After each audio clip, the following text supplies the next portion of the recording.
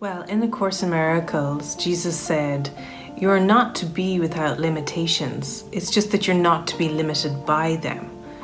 And so there is no subtle influence or grotesque influence that the ego can have on your day that would prevent you from being miracle-minded. In fact, they're the invitations to get miracle-minded. Almost like, for want of better words, the worser the better. And it just calls you into a state of mind that needs to transcend, because when you look upon the world, there's logically nothing you can do to make yourself feel better. There's no rosy glow you can paint on something. And so it's a complete change of mind about what you believe you're seeing that needs to occur. And that's the miracle shift. So rather than thinking that this is an itemization of problems and a way to fix them, this is the transcending of the belief in problems entirely, except for one. The belief that you have a perceptual problem. And in time, even that goes. But for now, you have a perceptual problem. Hello, my name is Sarah, and I have a perceptual problem. I'm seeing people.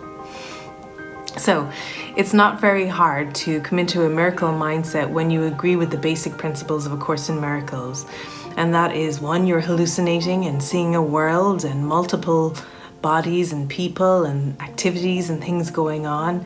And you're seeing anything but wholeness and completeness and a state of heaven. So it doesn't take much for what you're seeing to be a mar upon what's possible, because the slightest discomfort is intense pain and the slightest irritation is incredible anger.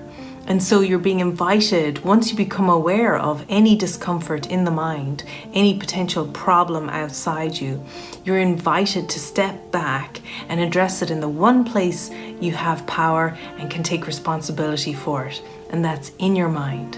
You have total control over your state of mind. It seems to take practice, but the Holy Spirit is guiding you the entire way. So how do you stay inspired? You first remind yourself of what is true and what you believe. Yes, it may seem to be a little bit of a leap of faith for you now, but here's what I want to ask you. What would you rather put your faith in? Because you always have faith in something. Would you really rather put it in Newtonian science? Would you really rather put it in mathematics and the equations of what works in the world? You know, profit and loss? Where is your faith? And there is where all your trust is. That's where you source yourself.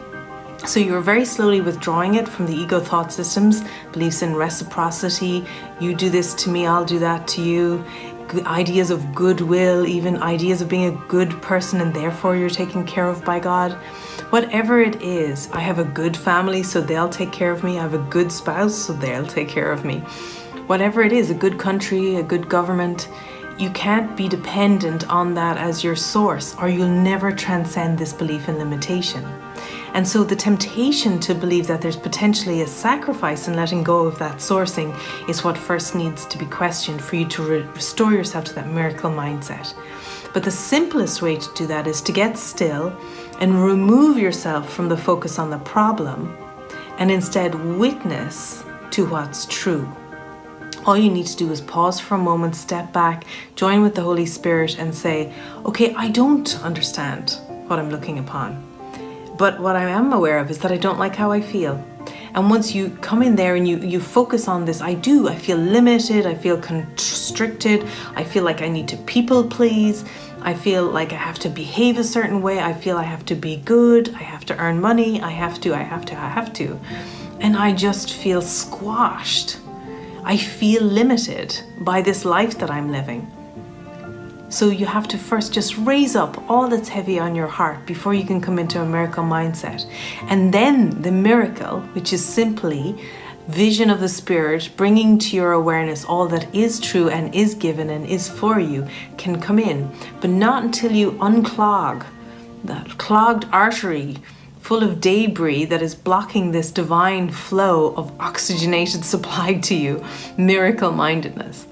And so that's the first thing, is just to step back, witness to what you believe and what's true and where you want to put your faith, and ask for help in raising up all that's in the way of you trusting, feeling the flow, feeling safe, feeling taken care of.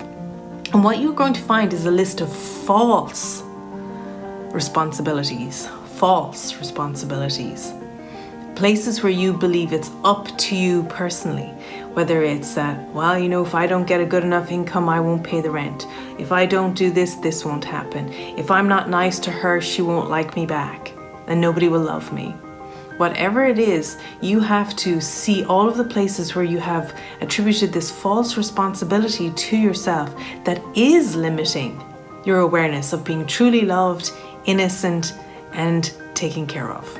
So that's what you're asked to do. Pause, breathe, step back, invite the Holy Spirit to witness to what's true in your life, vote for the Spirit, take that leap of faith out of the ego's mindset and into the Spirit's. What have you got to lose except doubt and grievances? That's it. That's all you've got to lose. I think you can deal with losing those. All you're invited to do is to see that what you're witnessing to is a projection of beliefs and desires in the mind, and to come into a state of awareness of dreaming by first raising up any upset and distress you have and false responsibility.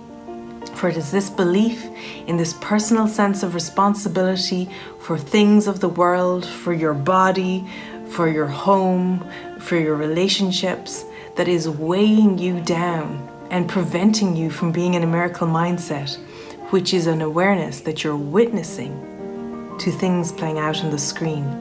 And what you're experiencing is your thoughts, opinions, beliefs, and desires about what you see, and not the things themselves. So, if you would like to restore yourself to a miracle state of mind, all you need to do is be wrong.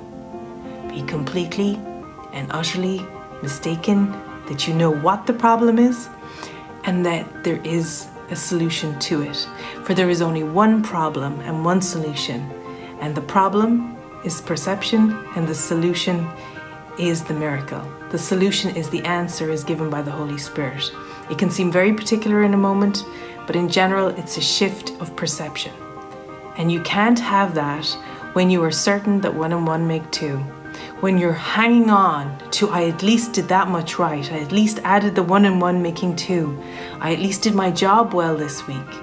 If you are clinging to any false responsibility where you want to say, I did a good job, that is the very area where you need to relieve yourself of the idea that you're doing anything, good or bad, and allow yourself to experience being done through and everything unfolding before you, and a sense and an experience of being taken care of, which is so completely different from the way the world seems to work, where you are an adult and personally responsible.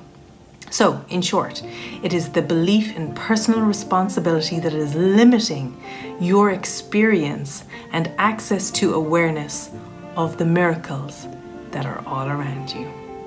That's why every miracle movie story has a child in it, and that's the point of view that you need to be restored to. And it's right there waiting for you.